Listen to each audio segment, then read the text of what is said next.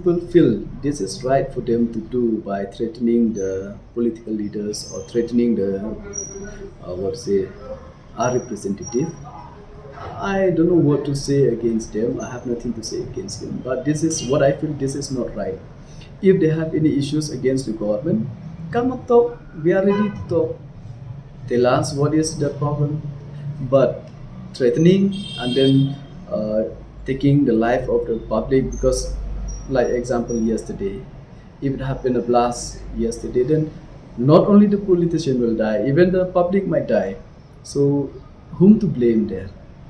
They try to target the politician and then it happens to be the public life will be lost. That means they also responsible taking the life of a public. So means they have no rights to take anyone's life, neither we neither them. Here if we have any issues we should come into what to say Discussion. a discussion where we come into a solution.